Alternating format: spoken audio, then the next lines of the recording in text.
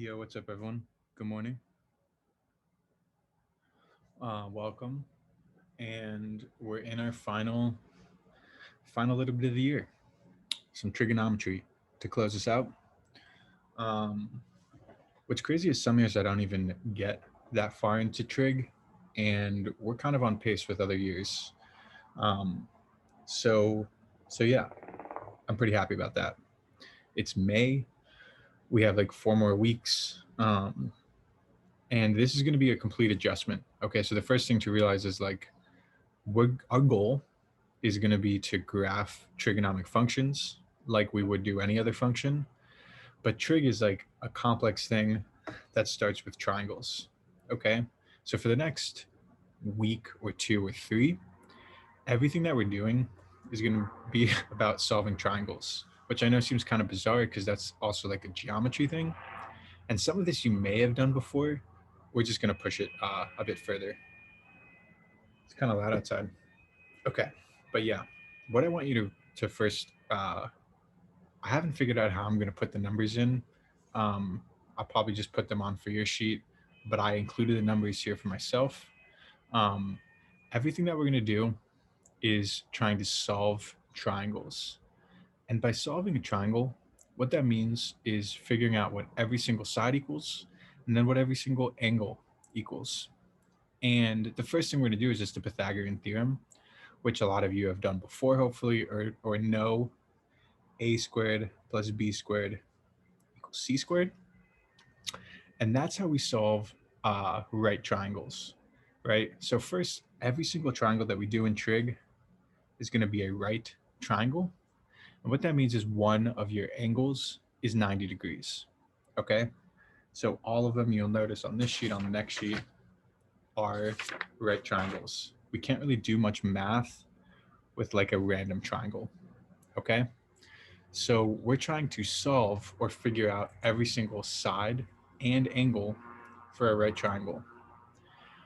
And the first thing that we can do is if we know two sides of the triangle, we can solve the third. And that's using the Pythagorean theorem. When you have a triangle, a right sided triangle, there are three sides. Okay. There's the hypotenuse, which is the long side, right? It's the longest of the three sides, and it's on the opposite side of the 90-degree angle. So you have the hypotenuse, and then you have the two other sides that we call the opposite and the adjacent. And we're going to get to that. But the opposite and the adjacent sides squared equal the hypotenuse squared. Okay, so think of C as the long side, A and B as the short side. So if I wanted to solve this side, and this is really just a warm up, it's not even too related to everything else, you can solve it by plugging in the two sides. So 3 squared would be 9, 4 squared would be 16, equals the third side squared. So 9 plus 16 would be 25 equals c squared. And then how can we solve this equation? If we have 25 equals c squared, we take the square root, which we've done before, isolate the c, and we're going to get c equals 5, which happens to be this side right here. So that would be step one in solving this triangle, right? We have the three sides. We know one of the angles, but we'd have to find our other two angles. What is this angle and what is this angle? Before we do that, let's do another Pythagorean theorem. So we have two sides here, and we want to solve for the hypotenuse, or the long side. We'll do 9 squared plus 12 squared equals c squared, 81 plus 144. And the math is going to be the same for all of these, right? Even if I had this side and this side, I could plug those two in the equation and solve for the third side.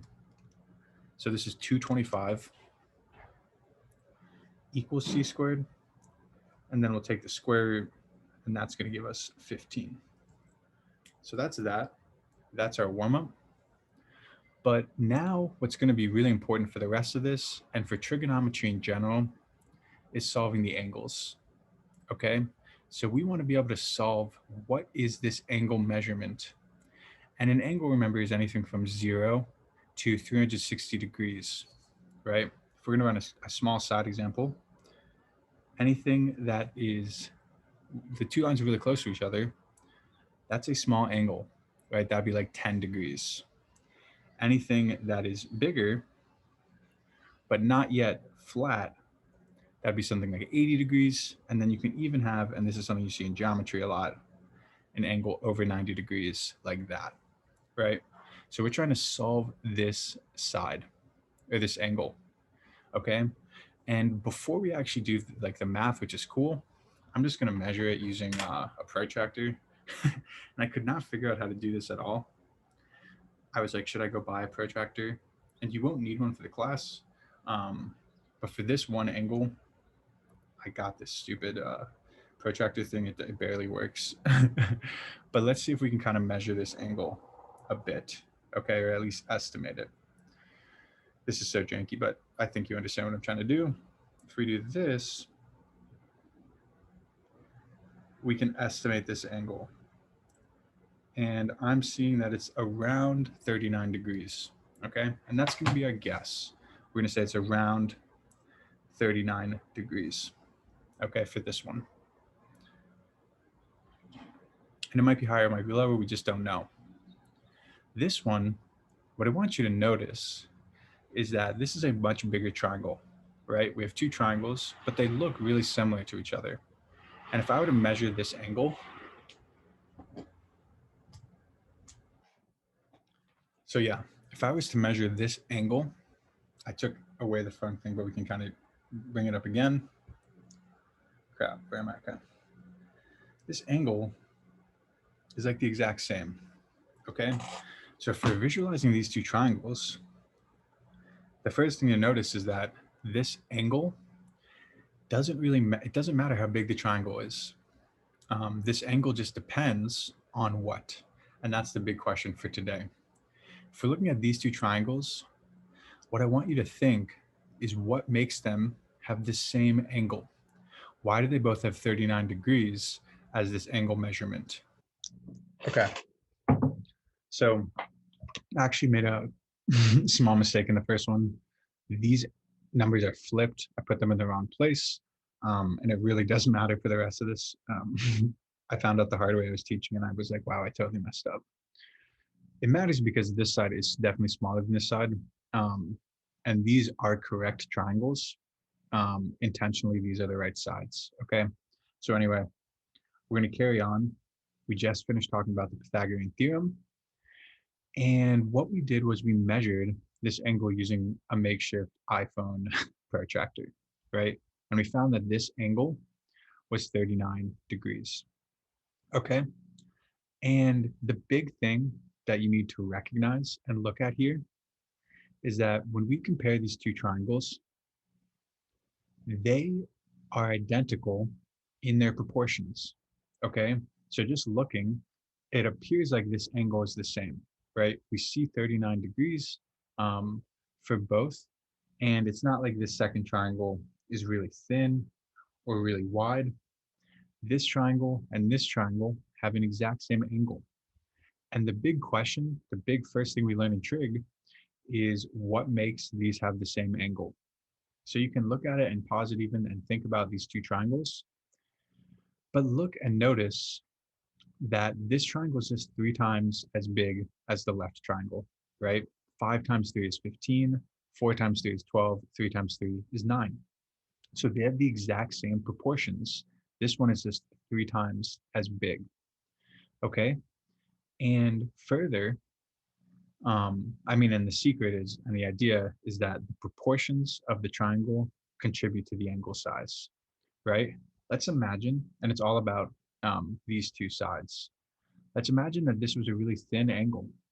If it was a thin angle, this opposite side of my triangle, the opposite of the angle, is really small. If my triangle is really wide, the opposite side is really big, okay? So this angle, I want you to visualize, this angle depends on the opposite side and the relationship between this adjacent side. So the opposite side is whatever's on the opposite side of the angle. The adjacent side is whatever is next to the angle, ignoring the hypotenuse as its own side. And this ratio determines the angle size. So hopefully you can see that. So it says, what is the ratio between the opposite side and the adjacent side? We have to start getting used to seeing opposite over adjacent. What that means is this side divided by this side. And for both of these triangles, it's the same thing, right? 3 over 4 is 0.75. 9 over 12 is also 0.75. So as long as this ratio, this relationship is 0.75, the angle is going to be the same. I hope that makes sense. I hope everyone is with me. They both had this ratio where this side was 0.75 of this side, and that ratio is going to always give the same angle. If we're looking at this, think that I just kind of superimposed the triangles on top of each other. This is our first triangle, and then this would be our second triangle. They're just the same triangle. One is just 3 times as small, right? And this angle, we're talking about this angle is always 39 degrees if the ratio is the same, right? So you can make this side bigger, but this side is equally proportioned bigger, and it's always going to have the same angle. I don't know if I'm explaining this perfectly, but I hope hopefully you can visualize it. If we're looking at this triangle, we could imagine that this is 12 and 15. No, 12 and anything that does 0.75. Okay, it's all about the relationship between this and this. And what you need to imagine is that, like, if this angle was smaller, the ratio between the sides changes. So right now, all we're concerned with is that a 39-degree angle equals 0.75, okay? And I know that sounds really bizarre right now, but this is really, really powerful and important for trig, okay? So anytime you have a 39-degree angle, opposite over adjacent is going to equal 0.75. And what's so useful about this is that this is going to help us solve in cases that we don't know the right answer. So if you see, it says write the trigonomic relationship between the angle and the side. And this is where it starts to get funky. Remember, we're already used to kind of words being functions. For example, like last time we would know something like log of 1,000 equals 3. But what we're trying to do now, and this is really cool, so hopefully you understand, is we're going to create a function called tan, where if we plug in this angle, it's going to give us this ratio, okay, which is approximately 0.75, okay? So have your phone calculator out. We're going to do some phone calculator stuff. Here it is, and flip it. And the way that this works is if you put in the number 39 and then press tan, and it's saying 0.81, which is a little bit off. And that's because we were rounding here, right? But anytime we have a 39-degree angle, the relationship between the opposite and the adjacent side equals 0.81, okay? And once we apply this to questions, hopefully it'll make a little bit more sense. I don't think my explanation's been perfect. But let's say we want to know exactly what this angle is, okay? So you can plug in an angle and it tells you the ratio. The other thing that you can do is plug in a ratio, and we're going to use something called tan of -1, or the opposite, and that's going to tell us the angle size, okay? So I know that that's confusing, but think that you can plug in an angle into tan, or, and I actually wrote this wrong. Crap. I taught this a second ago and I messed up, and I think this lesson hasn't been going perfect, but I appreciate you for bearing with me. Think that there's 2 different things that you can plug in. You can plug in the angle, and it's going to tell you the ratio. If you plug into tan -1, the ratio, it's going to give you the angle, which we're going to call theta. Okay, so this is really important that everyone understands how to do this. Your default is normal tan. So let's say we wanted to find the ratio for a 39-degree angle. We press tan. If we want to go the opposite direction, we have to press second first. Maybe you didn't know this, but that kind of changes some of your numbers on the phone calculator. And now it says tan -1. So I can actually exactly figure out what this angle equals. We estimated to 39 based on like a makeshift protractor. But if I know that the ratio is 0.75 and I press tan -1, it's going to give me the exact angle. So in this case, the exact angle was 36.87. So we're going to go back here and hopefully this makes sense. Let's say that you are trying to find this angle.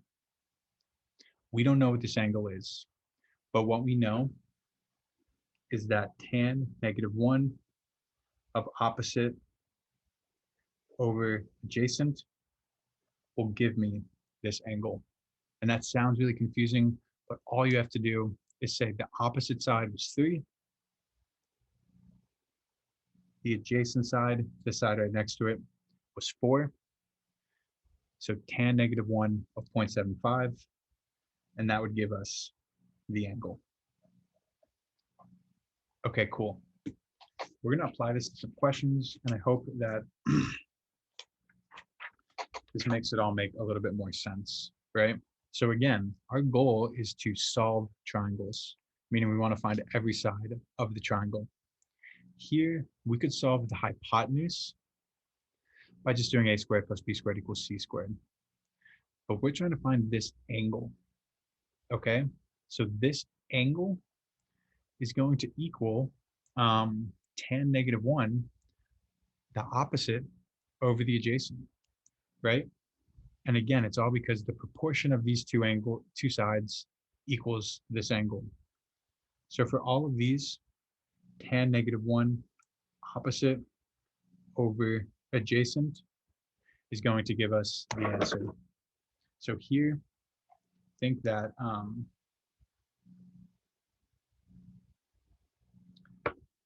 the opposite side was 15. The adjacent side was 4. Tan -1 of that gives us this angle, and this angle is 75 degrees. So it's actually really easy, and hopefully my explanation was fine. It wasn't terrible, and that makes sense to you. The same angle would exist anytime the triangle has this proportion. The hardest part is going to be you have to make sure you name your sides, right? So here we're trying to solve this angle, and we'll get to this next week, but you can solve this angle too. You just have to input different things. But if you want to solve this angle, the opposite side is 4, meaning directly on the opposite side. The adjacent was 7. And tan -1 is our function, okay? It's like log, it's like square root. This is the function. We're going to put this ratio into the function. So I think that part is really cool. So we have 4/7, tan -1, and the angle is 29.75 degrees. Let's finish this up by solving for x now. Okay, and I messed this one up. There should be an x here. We want to solve for x. Okay, so what we know from this equation is that tan of -1 equals the opposite side over 6, the adjacent side, and that equals 55 degrees.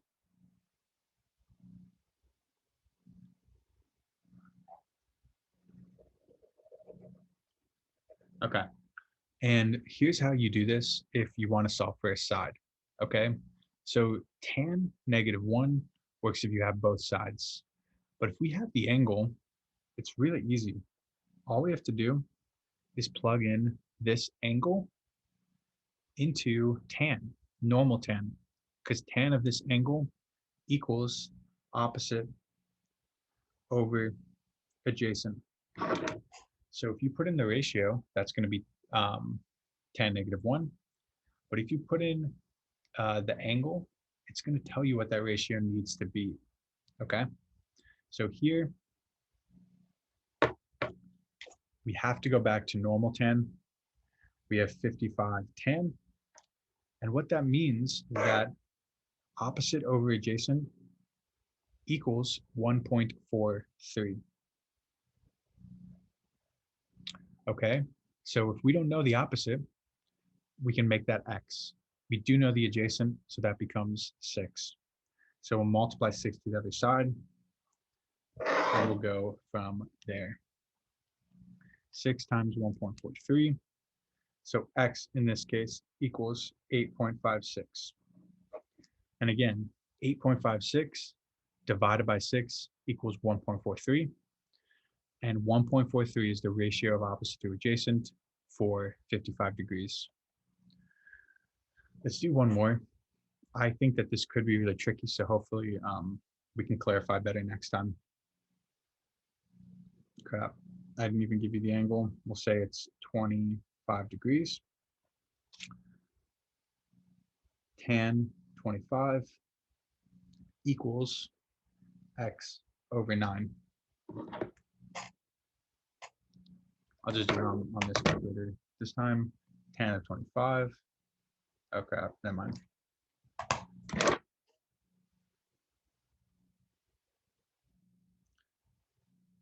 25 tan is 0.46. We multiply it, and we're going to get 4.197. Okay, I went through the end kind of quick, and I don't know if I explained this perfectly, but again, today's just an intro. We're getting used to trig, and we're going to go pretty slow. So I appreciate you. Work through these questions, work through your thetas and your x's, and I'll see you next time. Woo. Proud of you. Appreciate you.